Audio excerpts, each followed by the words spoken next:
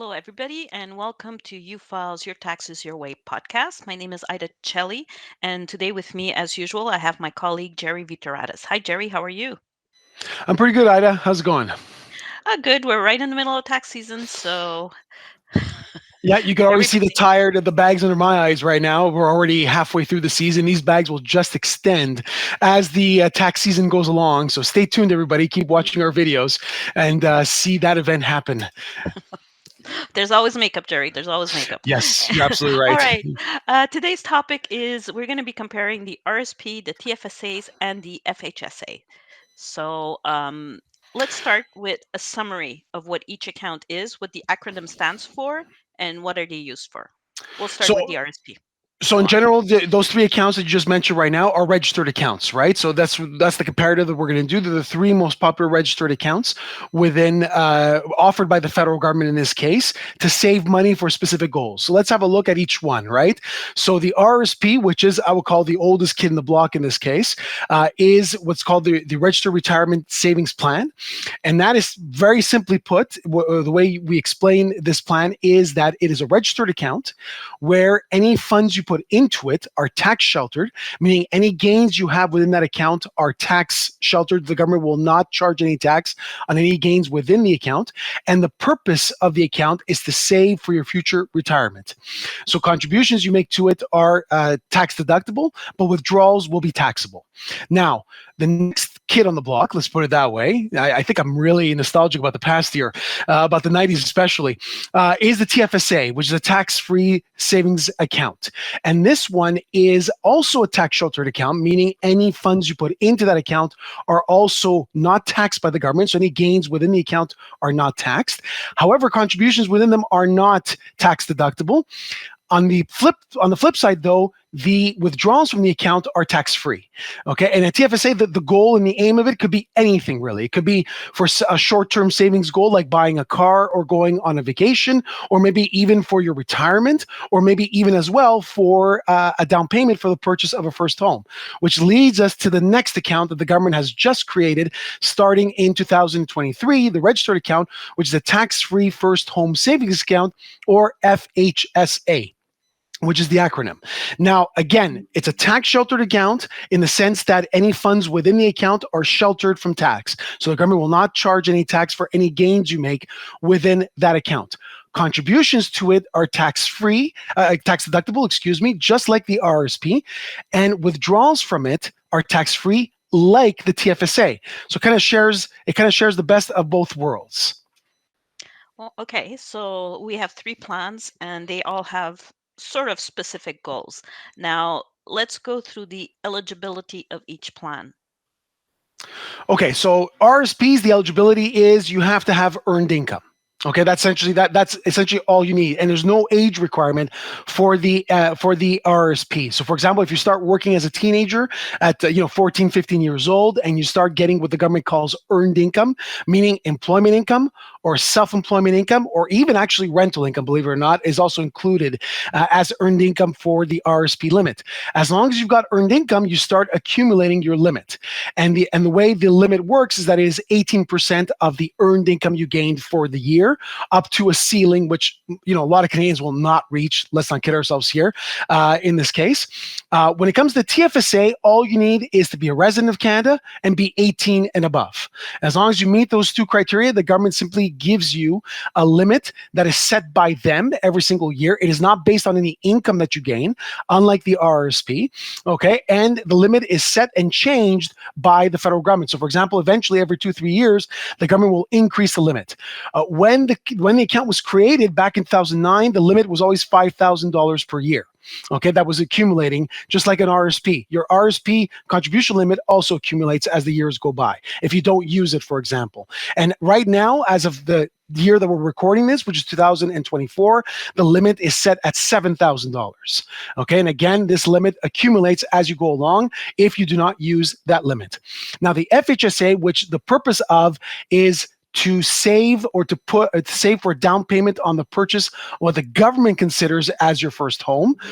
So what that means to the government is that you haven't owned a home that you lived in the last 4 years. As long as you meet that criteria, you can create this account. That's how you are eligible to create the account. So the moment you go to your financial institution and you tell them, I want to create the FHSA, the test will be, okay, are you considered a first-time home buyer?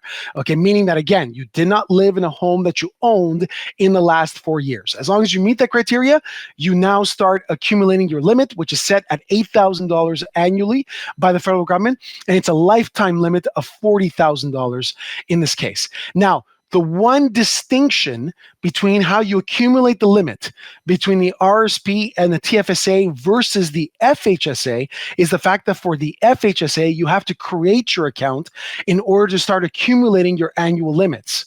So I have to create the account, even if I don't fund it, I have to create the account in order to accumulate that $8,000 limit that I mentioned before. With an RSP and TFSA, I'm not required to create an account under either one of those programs to start accumulating my limit.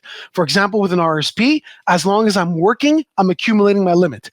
And it doesn't matter whether I create an account or not. TFSA, as long as I'm 18 and above, I accumulate my limit. While, again, no account required. But with the FHSA, you have to create your account. So for those of you who are just finding out about the FHSA right now in 2024, and you could have started 2023, when you start your account in 2024, your limit now is $8,000 and not 16, because again, your limit only starts accumulating from the year that you create your account. Okay, that's interesting. So for the RSP, your limit is based on your income? Yes, your earned income. That's the key. What the government calls earned income, which means you've worked for it. Okay, that's essentially what the government means by that. So it is 18% of whatever you've earned, meaning that it is either working income, self-employment income, so a business in this case, or actually, and in this case, it's also net rental income. So if you're renting your property as well, you can also use that the net earnings you make from there in order to accumulate your limit. And again, whatever limit you don't use up carries forward to the following year. Okay, that's essentially how it works for an RSP. For TFSA, there's no special kind of income that you need. All you need to be is 18 and above. That's all you And need the to be limit in. is set. And the limit is set by the government. Yeah, it doesn't matter, what income level you're at. It doesn't matter that you just turned 18, for example. That doesn't matter. It is as of right now, it's $7,000. But remember that, when the program started years back, it was $5,000. And if you haven't used those limits in the prior years, they've already accumulated for you over the years. So you can actually make a lump sum contribution to catch up with the limits that you haven't used in the prior years. Okay, so that is for the FHSA. Again, there's no special income. You're 18 and above, you accumulate your annual limit. Simple as that.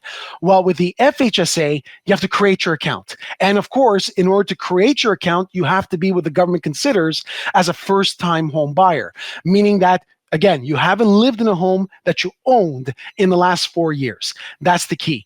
Now, you have to also be mindful of what we call the contamination rule, commonly in tax circles, which is that, let's say you are married with your spouse, but your spouse does not meet the criteria for the FHSA. For example, your spouse did live in a property that he or she owned in the last 4 years. In that case, you cannot create the account either. It has to be both of you that have to be eligible to create the account as first-time home buyers. That's also, very special note there when it comes to the FHSA. Okay, so now let's talk about the contribution and them being what's tax deductible and what's not. Okay, so for an RSP, the purpose of it is for your future retirement, as I mentioned before. Therefore, your contributions are tax deductible, meaning that whatever amount you put in there, you can deduct it off of your net income and consequently your taxable income in the year. So for example, let's say you made $50,000 in a year, you put in $5,000 in your RSP, you will be taxed on $45,000 instead of $50. That's what we mean by tax deductible, is that you're saving the tax on that $5,000 of income that you gained, but that is now deducted based on your contribution. Okay, that's how an RSP works as far as the contributions. TFSA, the contributions are non-deductible. Okay, so you cannot deduct the contributions that go into the tax-free savings account, which means there are after-tax dollars that go into the account. Okay, but we're going to see later on when we get to the withdrawal that there's a distinct reason why the government does not allow for deduction when it comes to the TFSA.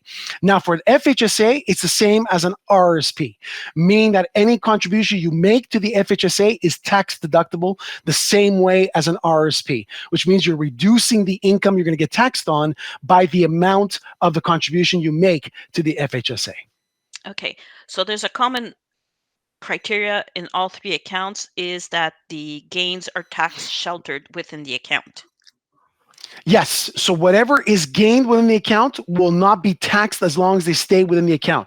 We're going to see later on with the TFSA that TFSA is never taxed, period. Okay. We're going to see that's the special aspect of the TFSA in this case. But when it comes to RSPs and TFSA and FHSAs, whatever's in as long as the funds stay within the accounts, they are tax sheltered. That's why they're called registered accounts, right? You could buy any investments you like within each one of those, within each one of those accounts. The key is whatever those investments make as far as gains, whether it's dividends, whether it's interest, whether it's capital gains, okay, as long as they stay within the account, they are tax sheltered. The government will not tax them as long as they're within those accounts. Okay, now let's talk about the withdrawals for each account. Okay, so again, distinctive features within each one, right? So RSP, the withdrawals will be taxable. Okay, so every dollar you withdraw from the RRSP will be taxed on your tax return, and that's dollar for dollar. Okay, it's not just the gains that will be taxed, it is the actual withdrawal amount that will be taxed. Now, you might say to yourselves, wow, that's kind of penalizing. I mean, I do get the tax deduction when I put it in, but then I have to pay the tax when I pull it out. But you'll see that, overall, when you look at the conceptually how an RRSP works, it's still worthwhile to contribute to an RRSP. Okay, and the reason for this is because by the time you retire with your RSP, it is very likely your income level will be lower than your peak working years when you're contributing. So for example, when you're contributing, you're probably going to be in the second, third, and fourth tax brackets, which is 20.5% of tax or 26% tax or 29% tax, okay, that you're paying. And remember, every dollar you put in, you're deducting off of your income, which means you're saving those percentages on, you're saving, that's your tax savings for every contribution dollar that you put in to the RSP in your peak working years. Okay, but then when you withdraw from the RSP, your expenses are likely very low. By then, hopefully you've paid off your mortgage. By then, and I really hope your children are independent and they're no longer living with you. Let's hope, right? Let's hope. Okay, they're gone, and you don't have to pay for them either. Okay, so at that point, your expenses are much lower, which means you don't need as much to live on by the time you retire. So when you're withdrawing from them, it is likely you're going to be paying less tax. It'll be at a lower tax bracket than when you were contributing to them. So in essence, you're saving more. You were getting a deduction on, let's say, 20.5% tax. Well, when you withdraw from it, you are paying 15% tax on that income. So the difference between the two is your savings. And remember, they've accumulated all these years on a tax-free basis. Okay, that's the advantage of the RSP. And again, the purpose is for retirement. Okay, the TFSA, they're tax-free. The withdrawals, they're not taxable, because remember that when I contributed to them, I couldn't deduct them. They were not deductible at the point of contribution. So therefore, when I withdraw from them, they're tax-free because I contributed with what the government calls after-tax dollars. I never deducted those amounts. I already paid tax on the cash that I put into that account. Therefore, when I withdraw from it, it'll be on a tax-free basis. Okay, that's the advantage there of the TFSA. So that's why we always say TFSA, it could be anything. You could really use it for anything. It could be a short-term goal, savings goal, like buying a car, for example, paying for your for a future vacation, or it could be also for your retirement. Maybe you want a tax-free pool for your retirement, or use it as a down payment for the purchase of a first home as well. Okay, which is the next account, which is the goal of the next account, the FHSA. Now, the FHSA kind of shares the best of both worlds. As I mentioned, on the contribution end, you're deducting your contribution, so they're tax deductible. When you withdraw from them, they're tax-free. I mean, that's great. You're getting the best of the two. You're getting the best of the RSP and the TFSA. The catch, though, is that when you withdraw from it, the purpose of the withdrawal has to be for the down payment of, again, what the government calls the purchase of your first home, which means by the time you withdraw from the account, you still have to be eligible as a first-time home buyer. Okay, if you're not, then the withdrawal will become taxable, and the government will call it non-qualifying. Okay, but the key though is that as long as you are still a first-time home buyer by the time you pull out, then the withdrawal is tax-free. Secondly, you must show proof to the government, your financial institution, that you're buying a home when you're making that withdrawal. Now, the government gives you a grace period before you show them a written contract that you're either buying or building a home. But again, the purpose of it is that you are withdrawing from it to make a down payment for the purchase of your first home. And as long as you meet that criteria and you're still considered a first-time home buyer, then the withdrawal will be tax-free. Okay, so let's say you have a situation during the year where you have to withdraw funds from one of those accounts. Mm. What happens to the contribution limit? Do you get it back or not? Okay, that's a very good question, because there's a distinct difference with one of the accounts compared to the others. So Okay. when it comes to the RSP, first of all, as I just mentioned, the withdrawal will be taxable. So be very careful. Okay, again, the purpose of it is for your retirement, right? So you should not be withdrawing from it until you officially hit retirement. Now, if for whatever reason you have to withdraw from it, you can. You can actually withdraw from the RSP account at any time. There's no set limit as far as when you can withdraw from an RSP. The catch, though, is number one, the withdrawal is taxable, as we just mentioned. Number two, you've lost that RSP contribution room. So that original RSP contribution room that you used to put in the contribution that was tax deductible, you never gain it back. You have to keep accumulating your limit by keep working, or to have, like I said, net self-employment income or net rental income. You have to accumulate new room in order to put the money back into your RSP. You never gain back the room. This is different with a TFSA. A TFSA is very different. When you withdraw from the TFSA, whatever that dollar amount of the withdrawal that you withdrew, the following year you add it back to your limit. Okay, in the following year only, though. So don't make the mistake. A lot of people in the first year of TFSA got caught with that. They will withdraw from it and then put it back, saying, "Well, I gained back my room." Not so. You have to wait at the end of you have to wait the following calendar year to gain back your room by the amount that you withdrew. So, for example, let's say you maxed out your TFSA contribution room, and you decide to withdraw 5,000. You had to pay for something, right? You're putting as a down payment for buying a car, for example. Okay, so you pull out $5,000. Now we're in 2024. You have your new limit at 7,000, but now you add the $5,000 withdrawal that you made in the previous year. That gets added to your contribution limit. Okay, so that's the TFSA. Now, FHSA is the same as an RSP. The moment you withdraw from it, you never gain back the room. But not only that, the catch with the FHSA is when you're withdrawing from it, remember what I mentioned before about the criteria to be eligible for a tax-free withdrawal. It is for the purchase of your first home. If you just bought your first home, that's it. The moment you withdraw from the FHSA, your account ceases to be. It closes, okay? Because essentially you've just bought your first home. So to the government, the account has met its criteria, it's met its goal, and therefore you can not only do you not gain the room back, you can't even put it back in an FHSA account, period, because the account will close the moment you make that qualifying withdrawal or tax-free withdrawal in that case. Very interesting. So now let's talk about the expiration of each account.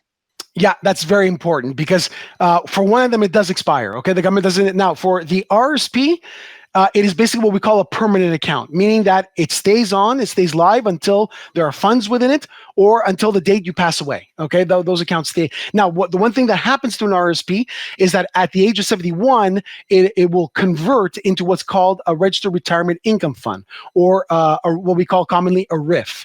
Okay, and that RIF essentially, what the government is essentially doing is by converting it to a RIF, now the government will require you to make withdrawals every single year based on a percentage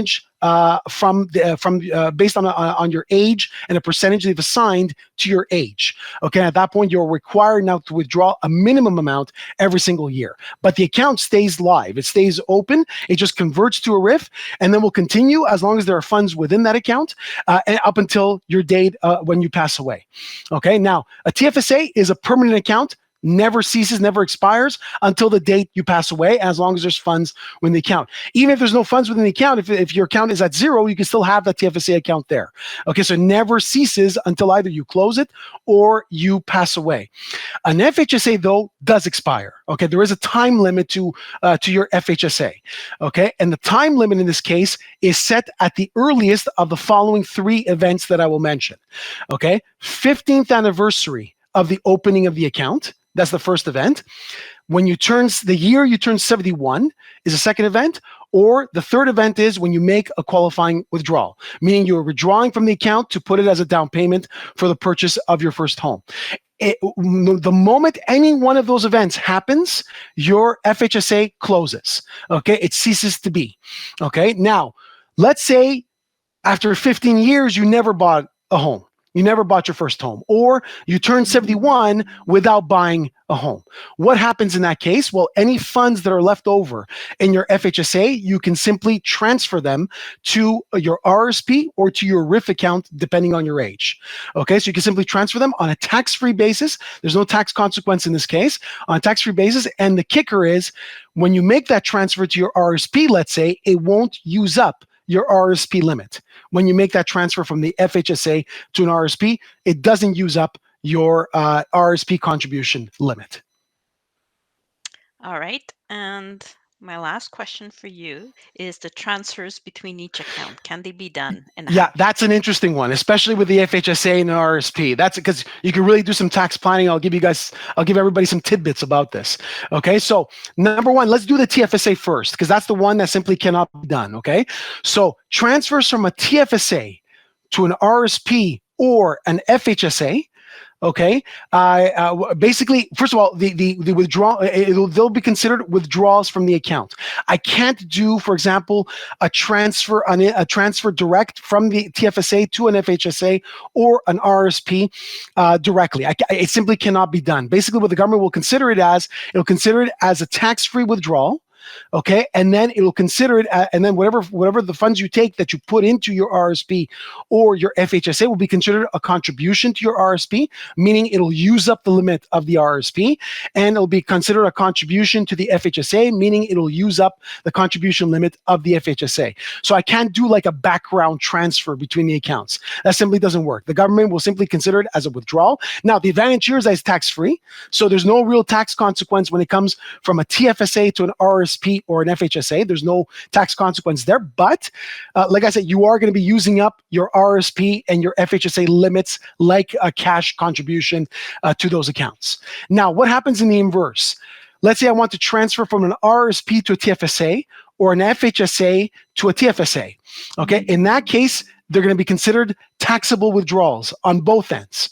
So take, for example, RRSP to a TFSA. When I withdraw from the RRSP, it'll be considered a taxable withdrawal, and then it'll be considered a contribution to my TFSA, meaning it'll use up my TFSA limit, that contribution, okay? Now, for the FHSA, it'll be the same concept. If I withdraw from the FHSA to contribute to my TFSA, that withdrawal will be considered a non-qualifying withdrawal. Remember, in order to have a tax-free withdrawal, like I mentioned before, is to use it as a down payment for the purchase of my first home. If I'm using it to contribute to my FHSA, I'm not using it to buy a home, which means to the government, you are making a non-qualifying withdrawal, which means that when you withdraw from the FHSA to put in your TFSA, it'll be considered a taxable withdrawal. So it'll be added back to your income. Okay, just like an RRSP. Okay, and the contribution will use up your TFSA limit. Okay, that's how that works. Now let's go to the interesting one. RRSP to FHSA and vice versa. Okay, now let's take RRSP to an FHSA. Can you contribute from one to the other? The answer is yes, and you could do it on a tax-free basis. Okay, so there's no taxable event when you're transferring from an RRSP to an FHSA. Okay, however, you will be using your FHSA limit though when you're making that transfer from one account to the other. And that's a bit penalizing in the sense that, remember that when you're making that transfer from your RSP to the FHSA, that contribution cannot be deducted. That transfer cannot be deducted a second time. You've already deducted the funds the first time when you put them in your RSP. So when you're transferring them from an RSP to an FHSA, you cannot rededuct those funds again. That's number one. And number two, you're using up your FHSA limit.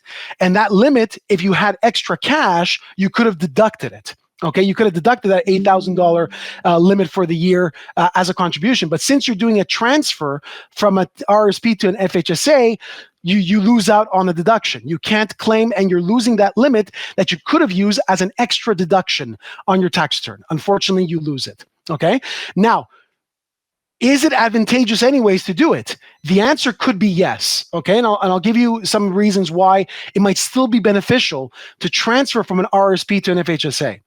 If you're somebody right now who's thinking of buying a home in the next 5 to 10 years, okay? A transfer, and you don't have extra funds to contribute to both accounts. You would either have to split between the accounts, okay, your contributions, okay, or simply focus on one of them.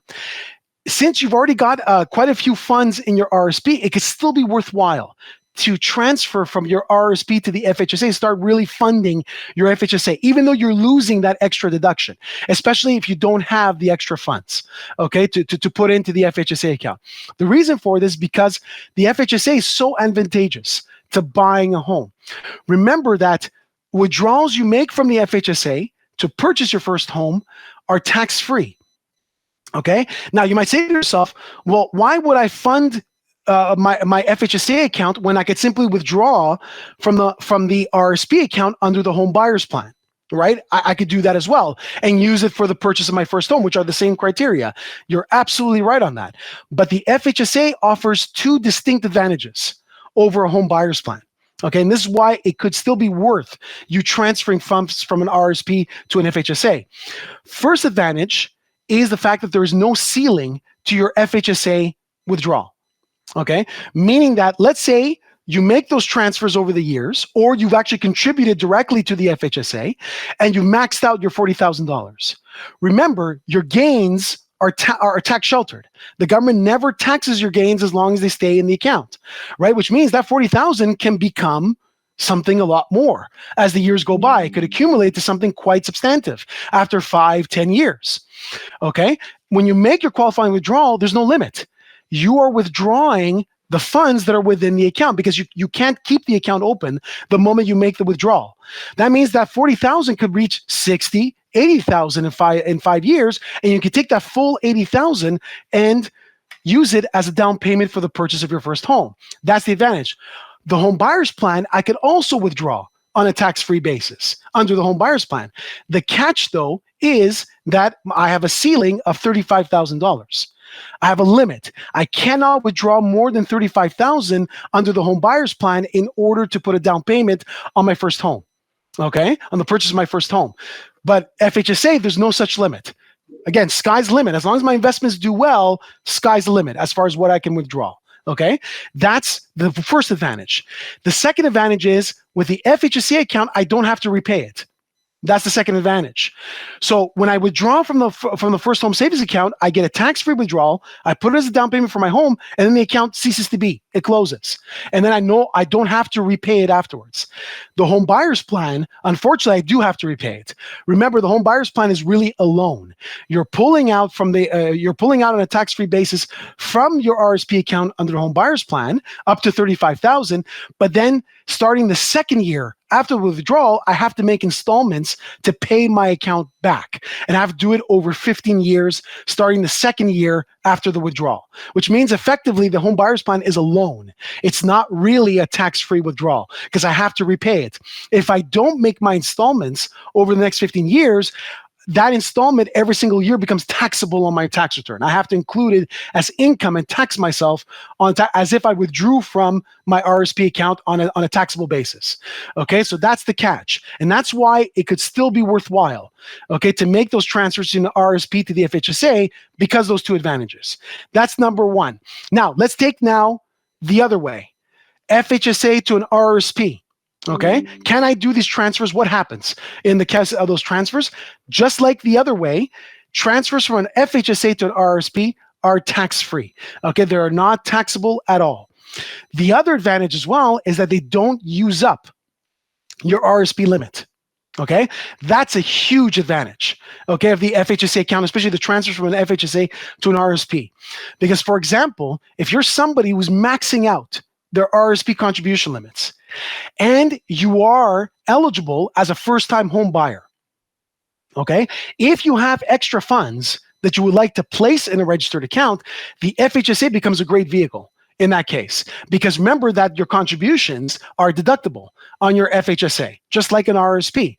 So if you have extra funds, and you've maxed out your RSP contribution, you're in a sense, in a de facto way, extending your RSP limit by $8,000 annually using the FHSA. Because remember that even if you don't purchase a home, after 15 years, you can simply grab the funds from your FHSA account and transfer them back to your RSP account on a tax-free basis, and to boot, you're not using up your RSP contribution limit.